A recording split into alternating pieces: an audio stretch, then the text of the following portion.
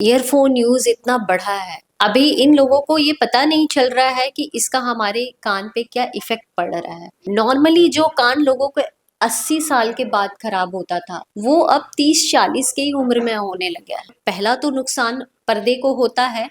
Second नुकसान जो होता है, ये धीरे धीरे उस नर्व्स को होता है जो नर्व्स इम्पल्स लेके हमें ब्रेन तक पहुंचाते हैं। इनर ईयर में एक बार अगर नर्व डैमेज हो गया, hair cells can never repair. अगर हेयर सेल डैमेज हो रहा है तो आप उसको किसी भी तरीके से रिपेयर नहीं कर सकते हैं।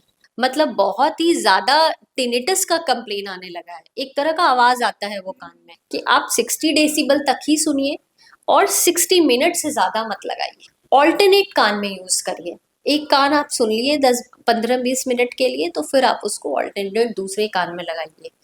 हमें वॉक करते हुए और बाहर ये सब जरूरी नहीं है कि हम हमेशा एक ब्लूटूथ लगा के ही घूमें।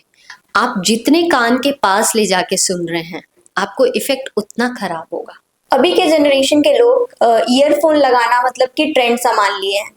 वो जहां भी जाते हैं कान में ईयरफोन लगाए रहते हैं, जिसके वजह से उन्हें काफी प्रॉब्लम्स भी हो रही है। और डब्ल्यूएचओ की एक रिपोर्ट भी सामने आई है जिसमें कहा गया है कि ईयरफोन के ज्यादा इस्तेमाल से लोग बहरेपन का शिकार हो रहे हैं। तो आज हमारे साथ जुड़ी हैं डॉक्टर प्रीति पांडे, तो उनसे जानेंगे कि आखिर इसकी वास्तव वजह क्या है। मैं डॉक्टर प्रीति पांडे जमशेदपुर सदर अस्पताल में एज ए ईएनटी स्पेशलिस्ट काम कर रही हूँ। तो ये जो आप अभी जिस टॉपिक पे मुझसे पूछ रही हैं, इस टॉपिक पे मैं पहले भी काफ़ी बार बताई हूँ लोगों को, और मैं अभी भी बोलती हूँ अपने आसपास लोगों को कि ये जो ईयरफोन यूज़ इतना बढ़ा है, धीरे धीरे लोगों में बहुत लोकप्रिय होता जा रहा है कि कहीं भी लोग खड़े रहते हैं तो हेडफोन्स लगा के खड़े रहते हैं, वॉक करते हैं तो गाना सुनते सुनते और हेडफोन्स लगा के वॉक करते हैं। जिनके ऑफिस का काम है उन्हें तो लगाना ही पड़ता है, बट मैं देखती हूँ कि मूवीज भी लोग ऐसे बगल में कहीं भी बाहर भी रहते हैं, कुछ और भी काम करते होते हैं, लेकिन उनके गले में ये तो लगा रहेगा, एक हेडफोन्स नहीं तो कान में लगा के ब्लूटूथ वो ऐसे ही वॉक करते रहते हैं, घूमते रहते हैं और कुछ ना कुछ सुनते रहते हैं। लेकिन अभी इन लोगों को ये पता नहीं चल रहा है कि इसका हमारे कान पे क्या इफेक्ट पड़ रहा है। और ये धीरे धीरे धीरे धीरे जो ये सब यूज करने की वजह से नॉर्मली जो कान लोगों को 80 साल के बाद खराब होता था, 80 साल के बाद उनके सुनने की क्षमता कम होती थी, वो अब 30-40 की उम्र में होने लगा है। मेरे पास डेली ऐसे मरीज आते हैं जिनकी उम्र 35 साल है, 40 साल है, लेकिन उनको उनके सुनने की क्षमता उस कदर कम होते जा रही है जैसे एक 70 साल के उम्र के लोगों में कम होती थी सुनने की क्षमता। तो इसका बहुत ही बड़ा रीज़न है कि हम हेडफोन्स यूज़ करते हैं। हमारा कान जो है इस तरह की इसकी संरचना है कि ये दूर से आवाज़ को, ये जो टेढ़े-मेढ़े ऐसे बने हुए हैं कि वे दूर के आवाज़ को कलेक्ट करके हमारे कान के पर्दे तक पहुँचाता है, जिसे हम टिम्पैनिक मेम्ब्रेन बोलते हैं। और वो उसका एक वाइब्रेशन होता है, जो लिमिटेड वाइब्रेशन होता है, जो साउंड वेव्स का लिमिटेड वाइब्रेशन के थ्रू एक इम्पल्स जाता है जो ब्रेन तक हमारे जाता है नर्व्स के थ्रू, तो हम सुन पाते हैं। लेकिन अगर इसी साउंड को हम 4 गुना 5 गुना स्पीड बढ़ा करके उसके फ्रिक्वेंसीज बढ़ा करके सुनने लगे तो हमारे पर्दे का वाइब्रेशन भी बढ़ने लगता है। और पहला तो नुकसान पर्दे को होता है। सेकंड नुकसान जो होता है, ये धीरे धीरे उस नर्व्स को होता है जो नर्व्स इम्पल्स लेके हमें ब्रेन तक पहुंचाती है उस अंदर। और कान हमारा ना 3 भाग में बटा हुआ है, एक external ear, middle ear, inner ear. और इनर ईयर में ही मेन साउंड जा करके नर्व्स कलेक्ट करता है। आप जो बाहर का कान तक तो आप देख रहे हैं, और बीच का जो कान है एक कमरे की तरह होता है, जो पर्दे के बीच और कॉक्लिया के बीच का जगह होता है। जब ये एक हड्डियों के थ्रू जाता है, पर्दे से हड्डी जुड़ी होती है और 3 हड्डियों के थ्रू ये अंदर जाता है इनर ईयर में, कॉक्लिया जिससे बोलते हैं, जहाँ पे वेस्टिबुलो कॉक्लियर नर्व्स हम लोगों को सप्लाई करता है जो ब्रेन तक ले जाती है। तो ये इसमें प्रॉब्लम आने लगती है। यहाँ पे छोटे छोटे छोटे छोटे एक नर्व सेल्स होते हैं जो हेयर सेल्स बोलते हैं हम लोग उसको, और वो हेयर की तरह ही पतला होता है काफी, लेकिन लाखों की संख्या में होती है, क्योंकि हर फ्रीक्वेंसीज के लिए एक अलग अलग हेयर सेल्स होते हैं। और जिस फ्रीक्वेंसी में हमारा हेयरिंग लॉस होता है, उस फ्रीक्वेंसी का हेयर हमारा डैमेज होता जाता है। तो धीरे धीरे धीरे धीरे करके हमारा सारा हेयर सेल्स डैमेज होता जाएगा। और फ्रिक्वेंसीज हमें जैसे 60 तक हमारा कान ठीक है, फिर भी चलेगा, हम 60 डेसिबल तक सुन रहे हैं और 60 मिनट तक कंटिन्यूस लगा के रखे हैं। ये 60-60 का एक नया आया है, रूल आया है कि आप 60 डेसिबल तक ही सुनिए और 60 मिनट से ज़्यादा मत लगाइए। फिर आप 10-15 मिनट का ब्रेक दीजिए, ऑल्टरनेट कान में यूज़ करिए। एक कान आप सुन लिए 10-15-20 मिनट के लिए, तो फिर आप उसको ऑल्टरनेट दूसरे कान में लगाइए। ये एक रूल्स आया है जिसको फॉलो करने से हमें नुकसान कम होता है। लेकिन जब 80 डेसिबल्स तक आप सुन रहे हैं, 90 डेसिबल तक सुन रहे हैं, तो फिर वो कान ज़्यादा दिन तक चलेगा नहीं उसमें। और अगर देखा जाए जिन लोगों की एडिटिंग की जॉब होती है तो उनको पूरा दिन हेडफोन लगाए ही रहना पड़ता है, तो वो इससे प्रिकॉशन कैसे ले सकते हैं? उन्हीं के लिए मैं बता रही हूँ कि आप ये एक तो आप नॉइस कैंसिलेशन वाला यूज़ करिए। नॉइस कैंसिलेशन के साथ क्या प्लस पॉइंट है कि हमें बाहर की आवाज़ कम सुनाई देती है।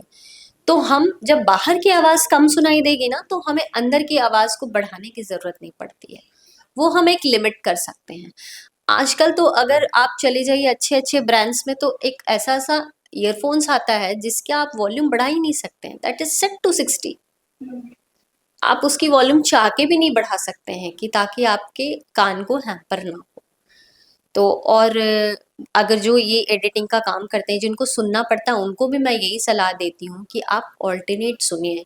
आप कुछ देर इस कान में सुनिए, कुछ देर इस कान में सुनिए, लेकिन आप कान को रेस्ट ज़रूर दीजिए।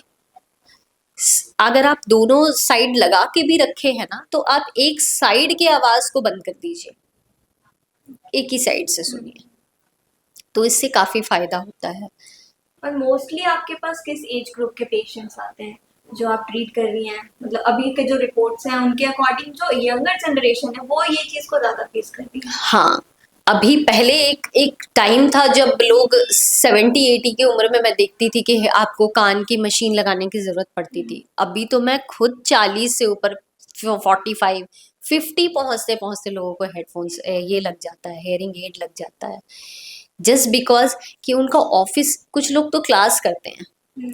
ये क्लास, ऑनलाइन क्लास का जो सिस्टम आया है, ये ऑनलाइन क्लास से तो बच्चों पे इतना खराब इफेक्ट पड़ रहा है, क्योंकि उनको ऑलरेडी मतलब बहुत ही ज़्यादा टिनिटस का कंप्लेन आने लगा है। एक तरह का आवाज़ आता है वो कान में, वो हमें नहीं सुनाई देगा, जिनको हो रहा है बस उन्हीं को सुनाई देगा, और वो इतना डिस्टर्बिंग होता है कि आपकी नींद पूरी नहीं होगी, आप कुछ कर ही नहीं पाएंगे, आपको हमेशा अपने कान से एक टिक टिक टिक टिक टिक टिक आवाज़ सुनाई देगी।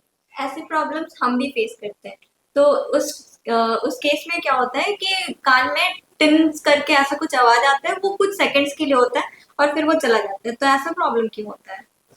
ये वही उसी रीजन से कि हमारा ना वाइब्रेशन का एक ऑसिलेशन होता है कि आपको इतने स्पेस में टिम्पैनिक मेम्ब्रेन वाइब्रेट हो सकता है, लेकिन अगर उसकी वाइब्रेशन की फ्रिक्वेंसी बढ़ गई तो फिर हमें इस तरीके का प्रॉब्लम शुरू हो जाता है।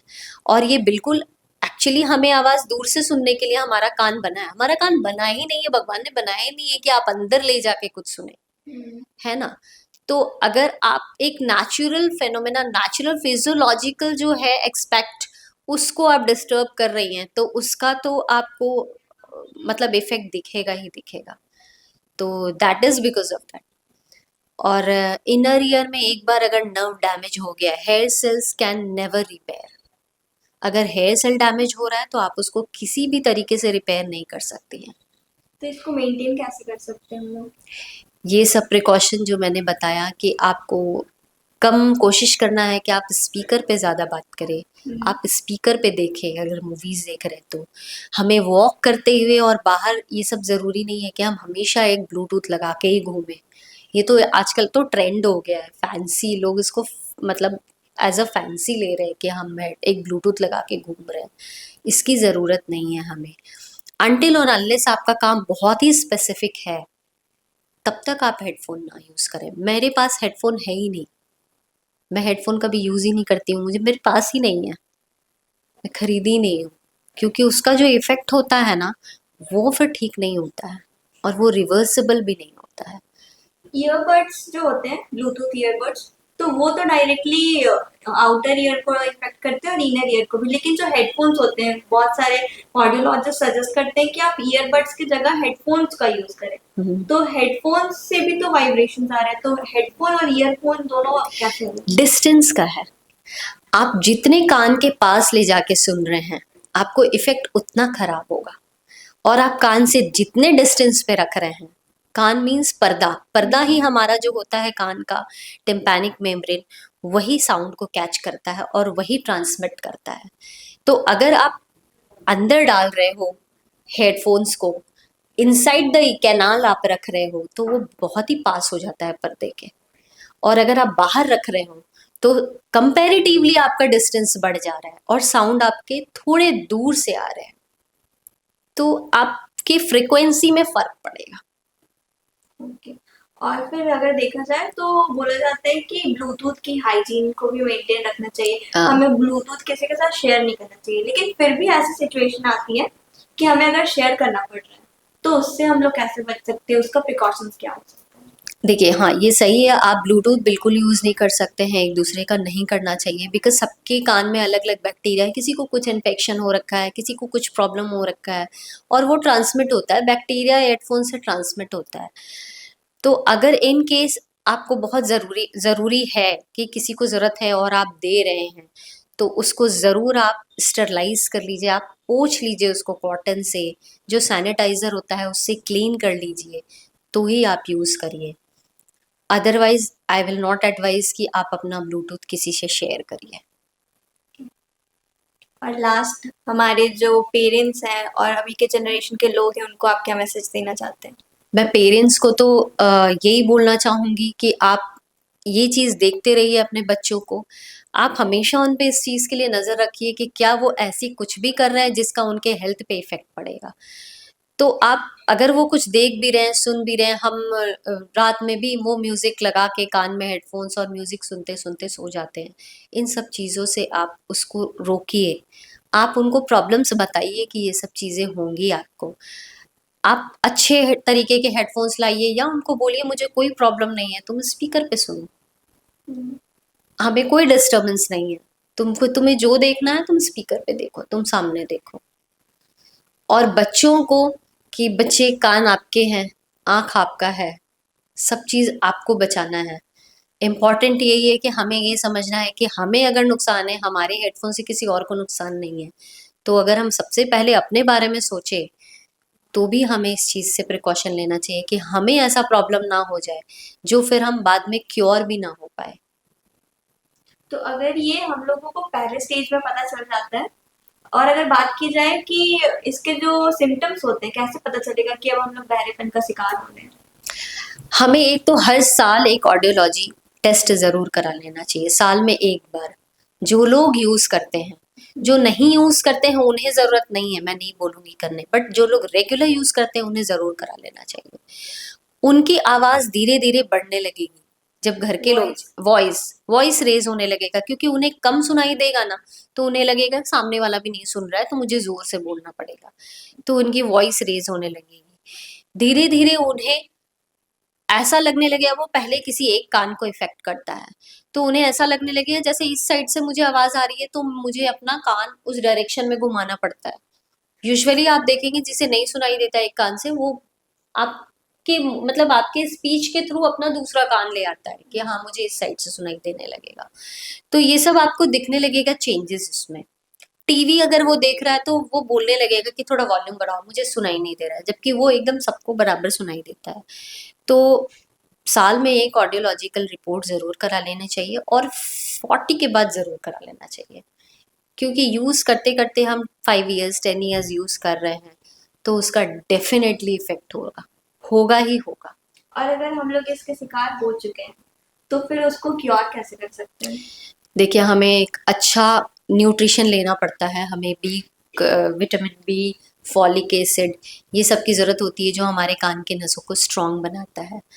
तो खाना-पीना बहुत सुधारना पड़ेगा हमें, मिनिमाइज़ यूज़ करना पड़ेगा, रोकना पड़ेगा इमीडिएटली। और अगर हम किसी-किसी केस में अगर हम उसे रोक देते हैं, तो सपोज़ अगर कम डैमेज हुआ रहता है ना, तो हमारा बॉडी धीरे धीरे धीरे धीरे किसी हद तक कोशिश करता है कि हम लोग उसको रिवर्स कर सके अकॉर्डिंग टू टाइम। 6 मंथ या 1 ईयर लगता है, लेकिन रिवर्स हो सकता है। ऐसा दवाई जो जो यूजुअली खाते हैं लोग और जिनका इफेक्ट हेयरिंग पे होता है, उसे अवॉइड कर देना चाहिए उस समय, जिस समय ऑलरेडी आपको हेयरिंग प्रॉब्लम हो रहा हो। तो आपने सुना डॉक्टर प्रीति ने क्या कुछ कहा। उन्होंने बताया कि कैसे हम अपने ईयर्स की केयर कर सकते हैं, और उन्होंने ये साफ बता दिया है कि ईयरफोन और हेडफोन्स जो है लोगों को बहरेपन का शिकार सच में बना रहे हैं। तो आप सभी से हमारा अनुरोध है कि ईयरफोन और हेडफोन्स का कम से कम उपयोग करें, तभी आप बहरेपन के शिकार से बच सकते हैं। और ऐसे ही अपडेट्स के लिए जुड़े रहे हमारे साथ और देखते रहे न्यूज़ 26 झारखंड। तब तक के लिए धन्यवाद।